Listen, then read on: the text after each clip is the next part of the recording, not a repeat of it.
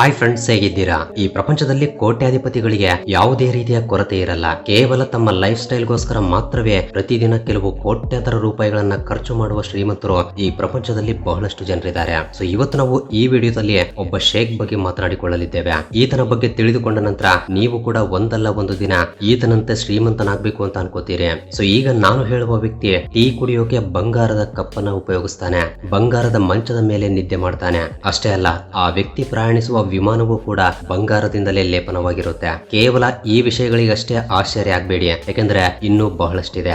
ಆತನ ಪಾದಗಳು ನೆಲ ಮುಟ್ಟದ ಹಾಗೆ ಭೂಮಿಯ ಮೇಲೆ ಕಾರ್ಪೆಟ್ ಅನ್ನ ಹಾಕ್ತಾರೆ. ಸೊ ಇಲ್ಲಿಯವರೆಗೆ ನಾನು ಹೇಳಿರುವುದು ಸೌದಿ ಅರೇಬಿಯಾದ ರಾಜನಾಗಿರುವ Salman bin Abdul Aziz al Saud ಬಗ್ಗೆ. ಈತನ ಹತ್ರ ಮಿಲಿಯನ್ ಅಥವಾ ಬಿಲಿಯನ್ ಗಳಲ್ಲಿ ಅಲ್ಲ, ಕೆಲವು ಟ್ರಿಲಿಯನ್ ಡಾಲರ್ಸ್ ಗಳಷ್ಟು ದುಡ್ಡಿದೆ. ಲೆಕ್ಕವಿಲ್ಲದಷ್ಟು ದುಡ್ಡಿನ ಜೊತೆಗೆ ಅತ್ಯಂತ ಬೆಲೆ ಬಾಳುವ ಭವನಗಳು, ಪ್ರತ್ಯೇಕ ಪ್ರೈವೇಟ್ ವಿಮಾನಗಳು ಮತ್ತು ಅನೇಕ ಲಕ್ಸರಿ ಕಾರುಗಳು ಈತನ ಹತ್ರ ಇವೆ. ರೋಲ್ಸ್ ರಾಯ್ಸ್, ಲಂಬೋರ್ಗಿನಿ, ಬೋಗಾಟಿ, ಬೆಂಟ್ಲಿ ಮತ್ತು ಫೆರಾರಿಗಳಂತಹ ಪ್ರಮುಖ ಕಂಪನಿಗಳ ಕಾರುಗಳು ಈತನ ಕಲೆಕ್ಷನ್ ನಲ್ಲಿವೆ. ಕೇವಲ ಈ ಕಾರುಗಳ ಮೇಂಟೆನೆನ್ಸ್ ಗೋಸ್ಕರ ಮಾತ್ರವೇ ಕೆಲವು ಕೋಟ್ಯಾಂತರ ರೂಪಾಯಿಗಳನ್ನ ಪ್ರತಿ ತಿಂಗಳು ಖರ್ಚು ಮಾಡ್ತಾನೆ. ಸೊ ಈತನ ಹತ್ರ ದುಡ್ಡಿಗೆ ಕೊರತೆ ಇಲ್ಲ ಎಂಬುದು ನಮಗೆ ಈಗ ಸ್ಪಷ್ಟವಾಗಿ ಅರ್ಥವಾಗಿದೆ. ಸೊ ಇವತ್ತು ನಾವು ಈ ವಿಡಿಯೋದಲ್ಲಿ ಈತನ ಐಷಾರಾಮಿ ಜೀವನದ ಬಗ್ಗೆ ತಿಳಿದುಕೊಳ್ಳಲಿದ್ದೇವೆ. ಈ ವಿಷಯಗಳನ್ನೆಲ್ಲ ತಿಳಿದುಕೊಂಡ ನಂತರ ನೀವು ಖಂಡಿತ ಆಶ್ಚರ್ಯ ಆಗ್ತೀರಿ, ಯಾಕೆಂದ್ರೆ ಈತ ನೀವು ಊಹಿಸಿರೋದಕ್ಕಿಂತ ಅತಿ ದೊಡ್ಡ ಶ್ರೀಮಂತ. ಸೊ ಈತನ ಜೀವನ ಶೈಲಿಯ ಬಗ್ಗೆ ತಿಳಿದುಕೊಳ್ಳೋಕು ಮುಂಚೆ ಮೊದಲು ಇವರ ಬಗ್ಗೆ ಸ್ವಲ್ಪ ತಿಳಿದುಕೊಳ್ಳೋಣ. ಆಗಲೇ ನಮಗೆ ಇವರ ಹತ್ರ ಇಷ್ಟು ದುಡ್ಡು ಇರೋಕೆ ಕಾರಣ ಏನು ಎಂಬುದು ಗೊತ್ತಾಗುತ್ತೆ. ಸೊ ಲೇಟ್ ಯಾಕೆ, let's get into the video.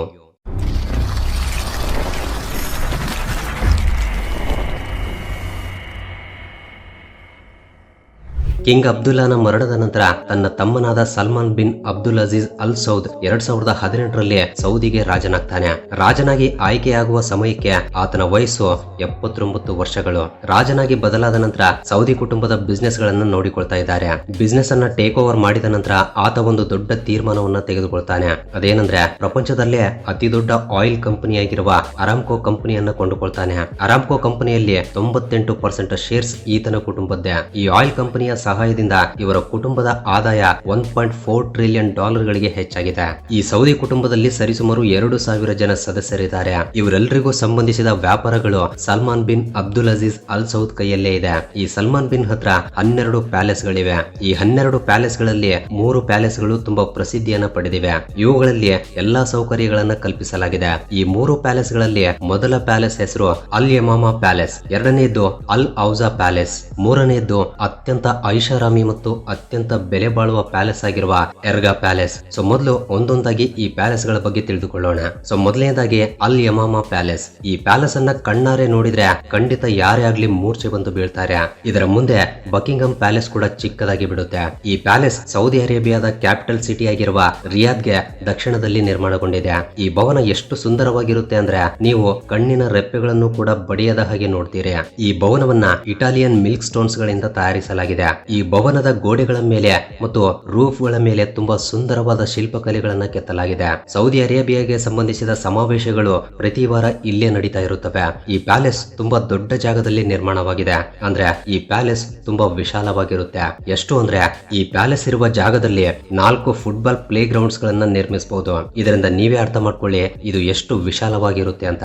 ಈ ಪ್ಯಾಲೇಸ್ ನಲ್ಲಿ ಪ್ರತಿಯೊಂದು ಜಾಗದಲ್ಲೂ ನಿಮಗೆ ಬಂಗಾರವೇ ಕಾಣಿಸುತ್ತೆ. ಇದೇ ಈ ಪ್ಯಾಲೇಸ್ ಅನ್ನ ತುಂಬಾ ಪ್ರತ್ಯೇಕವಾಗಿ ಬದಲಾಯಿಸಿದೆ. ಈ ಭವನದ ಗೋಡೆಗಳ ಮೇಲೆ ಮತ್ತು ರೂಫ್ ಗಳ ಮೇಲೆ ಈ ರೀತಿ ಹೇಳ್ತಾ ಹೋದ್ರೆ ಅಲ್ಲಿ ಕಾಣಿಸುವ ಪ್ರತಿಯೊಂದು ಡಿಸೈನ್ ಬಂಗಾರದಿಂದಲೇ ತಯಾರಾಗಿದೆ. ಆಶ್ಚರ್ಯ ಅನಿಸ್ತಾ ಇದೆ ಅಲ್ವಾ? ಈ ಭವನದಲ್ಲಿ ಕುರ್ಚಿಗಳಿಂದ ಹಿಡಿದು ಟೀ ಕಪ್ಪುಗಳವರೆಗೆ ಎಲ್ಲವನ್ನೂ ಕೂಡ ಬಂಗಾರದಿಂದಲೇ ತಯಾರಿಸಲಾಗಿದೆ. ಸೌದಿ ಅರೇಬಿಯಾದಲ್ಲಿರುವ ಪ್ರಜೆಗಳಿಗಷ್ಟೇ ಅಲ್ಲದೆ ಅಲ್ಲಿರುವ ರಾಜನಿಗೂ ಕೂಡ ಬಂಗಾರ ಅಂದ್ರೆ ತುಂಬಾ ಪ್ರೀತಿ. ಸೊ ಈ ಪ್ಯಾಲೇಸ್ ನ ವೈಭವವನ್ನು ನೋಡಿದ ನಂತರ ಇದನ್ನ ನಿರ್ಮಿಸೋಕೆ ಎಷ್ಟು ಖರ್ಚಾಗಿರುತ್ತೆ ಎಂಬುದು ನಿಮಗೆ ಈಗಾಗಲೇ ಅರ್ಥವಾಗಿರುತ್ತೆ. ಸೊ ಒಂದು ವೇಳೆ ಸಲ್ಮಾನ್ ಬಿನ್ ಈ ಪ್ಯಾಲೇಸ್ ನಲ್ಲಿ ಬೋರ್ ಫೀಲ್ ಆದ್ರೆ ಆತನ ಎರಡನೇ ಪ್ಯಾಲೇಸ್ ಗೆ ಹೋಗ್ತಾನೆ. ಆ ಎರಡನೇ ಪ್ಯಾಲೇಸ್ ಹೆಸರು ಅಲ್ ಔಜಾ ಪ್ಯಾಲೇಸ್. ಈ ಪ್ಯಾಲೇಸ್ ತುಂಬಾ ಅತ್ಯಾಧುನಿಕವಾದದ್ದು. ಅಷ್ಟೇ ಅಲ್ಲ, ಅತ್ಯಂತ ಪುರಾತನವಾದ ಪ್ಯಾಲೇಸ್ ಗಳಲ್ಲಿ ಒಂದು. ನಮಗೆ ಈ ಪ್ಯಾಲೇಸ್ ನಲ್ಲಿ ಪ್ರಾಚೀನ ಆರ್ಕಿಟೆಕ್ಚರ್ ಕಾಣಿಸಿಕೊಳ್ಳುತ್ತೆ. ಈ ಪ್ಯಾಲೇಸ್ ಗೋಡೆಗಳ ಮೇಲೆ ಅದ್ಭುತವಾದ ಡಿಸೈನ್ಸ್ ಗಳನ್ನ ಕೆತ್ತಲಾಗಿದೆ. ಅಷ್ಟೇ ಅಲ್ಲ, ಇಲ್ಲಿ ಬಹಳಷ್ಟು ಪೇಂಟಿಂಗ್ ಗಳು ಕೂಡ ಕಂಡು ಬರುತ್ತವೆ. ಈ ಪ್ಯಾಲೇಸ್ ನಲ್ಲಿ ಹೆಚ್ಚಾಗಿ ಬಂಗಾರ ಕಾಣಿಸಲ್ಲ. ಸೌದಿ ಅರೇಬಿಯಾದ ಪ್ರಜೆಗಳಿಗೆ ಬಂಗಾರ ಅಂದ್ರೆ ತುಂಬಾ ಇಷ್ಟ ಆಗಿರೋದ್ರಿಂದ ಈ ಭವನದಲ್ಲೂ ಕೂಡ ಬಂಗಾರದಿಂದ ಮಾಡಿರುವ ಡಿಸೈನ್ಸ್ ಅಲ್ಲಲ್ಲಿ ಕಾಣಿಸುತ್ತವೆ. ಇನ್ನು ಮೂರನೇ ಪ್ಯಾಲೇಸ್ ಬಗ್ಗೆ ಹೇಳೋದಾದ್ರೆ ಮೂರನೆಯದ್ದು ಎರ್ಗಾ ಪ್ಯಾಲೇಸ್. ಈ ಪ್ಯಾಲೇಸ್ ಅನ್ನ ಬಂಗಾರದ ಪ್ಯಾಲೇಸ್ ಎಂದು ಕರೆಯುವುದರಲ್ಲಿ ಯಾವುದೇ ರೀತಿಯ ಸಂಶಯವಿಲ್ಲ. ಯಾಕೆಂದ್ರೆ ಸಲ್ಮಾನ್ ಬಿನ್ ಹತ್ರ ದುಡ್ಡಿಗೆ ಕೊರತೆ ಇಲ್ಲ ಅಲ್ವಾ. ಸೌದಿ ಅರೇಬಿಯಾದಲ್ಲಿರುವ ಪ್ರಮುಖ ನಾಯಕರೆಲ್ಲರೂ ಈ ಭವನಕ್ಕೆ ರೆಗ್ಯುಲರ್ ಆಗಿ ಬಂದು ಹೋಗ್ತಾ ಇರ್ತಾರೆ. ಸಲ್ಮಾನ್ ಬಿನ್ ರಾಜನಾದಾಗ ಆತನನ್ನ ಭೇಟಿಯಾಗೋಕೆ ಬರಾಕ್ ಒಬಾಮಾ ಈ ಪ್ಯಾಲೇಸ್ಗೆ ಬಂದಿದ್ದಾರೆ. ಈ ಅದ್ಭುತವಾದ ಕಟ್ಟಡದಲ್ಲಿ ನೀವು ಎಲ್ಲಿ ನೋಡಿದ್ರೂ ಕೂಡ ಬಂಗಾರದಿಂದ ಮಾಡಿರುವ ವಸ್ತುಗಳನ್ನೇ ನೋಡ್ತೀರಿ. ಸೊ ಇಲ್ಲಿಯವರೆಗೆ ನಾವು ಪ್ಯಾಲೇಸ್ ಗಳ ಬಗ್ಗೆ ಮಾತ್ರವೇ ತಿಳಿದುಕೊಂಡಿದ್ದೀವಿ. ಸೊ ಈಗ ಸಲ್ಮಾನ್ ಬಿನ್ಗೆ ಇಷ್ಟವಾಗಿರುವ ಎರಡನೇ ವಿಷಯದ ಬಗ್ಗೆ ತಿಳಿದುಕೊಳ್ಳೋಣ. ಅಂದ್ರೆ ಆತನಿಗೆ ಅತ್ಯಂತ ಇಷ್ಟವಾಗಿರುವ ಜೆಟ್ ವಿಮಾನಗಳ ಬಗ್ಗೆ ತಿಳಿದುಕೊಳ್ಳೋಣ. ಇವರ ಹತ್ರ Boeing 747-400, Boeing 747-200, Boeing 777-300, Airbus A320-200, Airbus 787-8 ಗಳಂತಹ 5 ವಿಮಾನಗಳಿವೆ. ಸೊ ಬೋಯಿಂಗ್ 747-200 ಒಂದು ಕಮರ್ಷಿಯಲ್ ವಿಮಾನ ಆಗಿದ್ರೂ ಕೂಡ ಸಲ್ಮಾನ್ ಬಿನ್ ರವರ ಪರ್ಸನಲ್ ಕೆಲಸಗಳಿಗಾಗಿ ಇದನ್ನ ಬಳಸಿಕೊಳ್ತಾ ಇದ್ದಾರೆ. ಈ ವಿಮಾನ ಪ್ರಪಂಚದಲ್ಲೇ ಅತಿ ದೊಡ್ಡ ವಿಮಾನಗಳಲ್ಲಿ ಒಂದು. ಈ ವಿಮಾನದಲ್ಲಿ ಒಂದೇ ಸಲ 600 ಜನ ಪ್ರಯಾಣಿಸಬಹುದು. ಈ ವಿಮಾನದಲ್ಲಿ ಕಾನ್ಫರೆನ್ಸ್ ರೂಮ್ ಗಳಿಂದ ಹಿಡಿದು ಪರ್ಸನಲ್ ರೂಮ್ ಗಳವರೆಗೆ ಮತ್ತು ಬಾತ್ರೂಮ್ ಗಳಿಂದ ಹಿಡಿದು ಬೆಡ್ರೂಮ್ ವರೆಗೆ ಎಲ್ಲಾ ಸೌಕರ್ಯಗಳು ಕೂಡ ಇರುತ್ತವೆ. ಇಲ್ಲಿ ನಿಮಗೆ ಪ್ರತಿಯೊಂದು ಕಡೆ ಬಂಗಾರವೇ ಕಾಣಿಸುತ್ತೆ. ಈ ವಿಮಾನದ ಬೆಲೆ ಸರಿಸುಮಾರು $100 ಮಿಲಿಯನ್. ಸಲ್ಮಾನ್ ಬಿನ್ ಹತ್ರ ಇಂತಹ ವಿಮಾನಗಳು ಎರಡಿವೆ. ಇದರಿಂದ ಈತನ ಹತ್ರ ಇರುವ ವಿಮಾನಗಳ ಬೆಲೆಯನ್ನ ನೀವೇ ಲೆಕ್ಕ ಹಾಕಿ.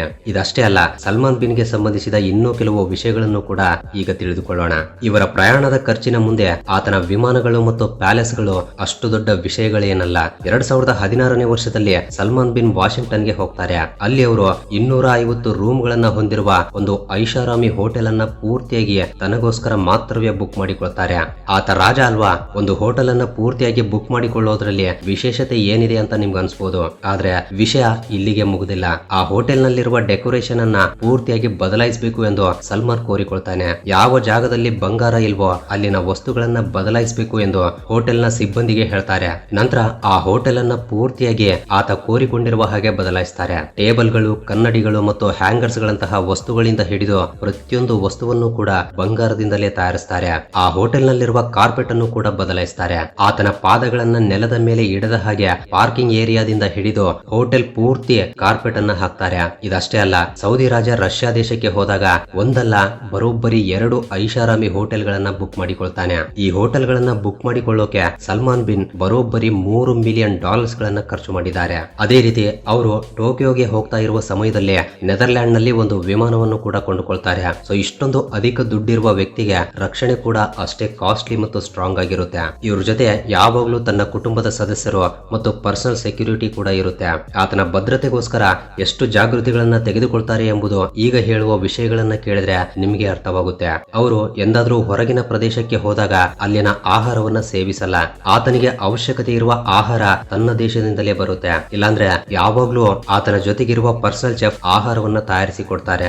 ಅಷ್ಟೇ ಅಲ್ಲದೆ ಅವರು ಹೊರಗಡೆ ಹೋದಾಗ ಅವರ ಜೊತೆಗೆ ಬಂಗಾರದ ಎಲಿವೇಟರ್ ಅನ್ನು ಕೂಡ ತಗೊಂಡು ಹೋಗ್ತಾರೆ. ಹೌದು, ಅವರು ವಿಮಾನವನ್ನ ಇಳಿತಾ ಇರುವಾಗ ಮತ್ತು ಹತ್ತುವಾಗ ಇದನ್ನೇ ಉಪಯೋಗಿಸ್ತಾರೆ. ಸಲ್ಮಾನ್ ಬಿನ್ ತನ್ನ ಅಭಿರುಚಿಗಳನ್ನ ಯಾವತ್ತೂ ಬಿಟ್ಟಿಲ್ಲ. ಸಲ್ಮಾನ್ ಬಿನ್ ರಾಜನಾಗುವ ಮುಂಚೆಯೂ ಕೂಡ ಇಂತಹ ಜೀವನವನ್ನೇ ಅನುಭವಿಸ್ತಾ ಇದ್ರು. ಆತನಿಗೆ 34 ವಯಸ್ಸಿರುವಾಗ ಅವರು $400 ಮಿಲಿಯನ್ ಗಳನ್ನ ಖರ್ಚು ಮಾಡಿ ಒಂದು ಪೇಂಟಿಂಗ್ ಮಾಡಿಸ್ತಾರೆ. ಈ ಪೇಂಟಿಂಗ್ ನಲ್ಲಿ ಏನಾದ್ರೂ ಪ್ರತ್ಯೇಕತೆ ಇರುತ್ತೆ ಅಂತ ನೀವು ಅಂದುಕೊಂಡ್ರೆ ಖಂಡಿತ ನೀವು ತಪ್ಪಾಗಿ ಯೋಚನೆ ಮಾಡ್ತೀರಿ. ಆ ಪೇಂಟಿಂಗ್ ಒಂದು ಯೇಸು ಕ್ರಿಸ್ತನ ಪೇಂಟಿಂಗ್. ಆದ್ರೆ ಇದರ ಗುಣಮಟ್ಟ ಮಾತ್ರ ಒಂದು ರೇಂಜ್ ನಲ್ಲಿ ಇದೆ ಅಂತ ಹೇಳ್ಬೋದು. ಇವರು ಫ್ರಾನ್ಸ್ ನಲ್ಲೂ ಕೂಡ ಒಂದು ಐಷಾರಾಮಿ ಭವನವನ್ನ ಕೊಂಡುಕೊಂಡಿದ್ದಾರೆ. ಈ ಭವನದ ಹೆಸರು ಚಾಟಿಯೋ ಲೂಯಿಸ್ 14. ಈ ಭವನದಲ್ಲಿ 10 ರೂಮ್ಗಳು ಮತ್ತು ಒಂದು ಸಿನಿಮಾ ಹಾಲ್ ಜೊತೆಗೆ ಅನೇಕ ರೀತಿಯ ಐಷಾರಾಮಿ ಸೌಕರ್ಯಗಳು ಕೂಡ ಇವೆ. ಈ ಭವನವನ್ನ ಕೊಂಡುಕೊಳ್ಳೋಕೆ ಸಲ್ಮಾನ್ ಬಿನ್ $300 ಮಿಲಿಯನ್ ಗಳನ್ನ ಖರ್ಚು ಮಾಡಿದ್ದಾರೆ. ಸೊ ಶ್ರೀಮಂತರಾದ್ರೆ ಇಂತಹ ಐಷಾರಾಮಿ ಜೀವನವನ್ನ ತುಂಬಾ ಸುಲಭವಾಗಿ ಕಳಿಬಹುದು. ಹಾಗಾದ್ರೆ ಇವರ ಬಗ್ಗೆ ಕೇಳಿದ ನಂತರ ನಿಮ್ಗೆ ಏನ್ ಅನಿಸ್ತಾ ಇದೆ? ತಪ್ಪದೆ ನಿಮ್ಮ ಅನಿಸಿಕೆಗಳನ್ನ ಕೆಳಗಡೆ ಕಮೆಂಟ್ ಮಾಡಿ ತಿಳಿಸಿ. ಅದೇ ರೀತಿ ರಾಜರೇ ಈ ರೀತಿ ಇದ್ದಾಗ ಅವರ ಮಕ್ಕಳ ಐಷಾರಾಮಿ ಜೀವನ ಹೇಗಿರುತ್ತೆ ಎಂಬುದನ್ನ ತಿಳ್ಕೋಬೇಕು ಅಂತ ಅಂದುಕೊಂಡ್ರೆ ತಪ್ಪದೆ ಕೆಳಗಡೆ ಎಸ್ ವಿ ವಾಂಟ್ ಎಂದು ಕಮೆಂಟ್ ಮಾಡಿ. ನೆಕ್ಸ್ಟ್ ವಿಡಿಯೋವನ್ನ ಆ ಟಾಪಿಕ್ ಮೇಲೆ ಮಾಡೋಣ. ಸೊ ಇದು ಫ್ರೆಂಡ್ಸ್ ಈ ವಿಡಿಯೋಗೆ ಇಷ್ಟೇ. ವಿಡಿಯೋ ಇಷ್ಟವಾಗಿದ್ರೆ ತಪ್ಪದೆ ವಿಡಿಯೋಗೆ ಒಂದು ಲೈಕ್ ಕೊಟ್ಟು ನಿಮ್ಮ ಫ್ರೆಂಡ್ಸ್ ಅಂಡ್ ಫ್ಯಾಮಿಲಿ ಜೊತೆ ಕೂಡ ಶೇರ್ ಮಾಡಿ. ಹಾಗೆ ಫಸ್ಟ್ ಟೈಮ್ ಯಾರಾದ್ರೂ ನಮ್ಮ ಚಾನಲ್ ಅನ್ನ ಈಗ ನೋಡ್ತಾ ಇದ್ರೆ ತಪ್ಪದೆ ಸಬ್ಸ್ಕ್ರೈಬ್ ಮಾಡ್ಕೊಂಡು ಪಕ್ಕದಲ್ಲಿರುವ ಬೆಲ್ ಐಕನ್ ಅನ್ನ ಆಕ್ಟಿವೇಟ್ ಮಾಡ್ಕೊಳ್ಳಿ. ಅಂಡ್ ವಿಡಿಯೋವನ್ನು ಕೊನೆವರೆಗೂ ನೋಡಿದ್ದಕ್ಕೆ love you so much guys.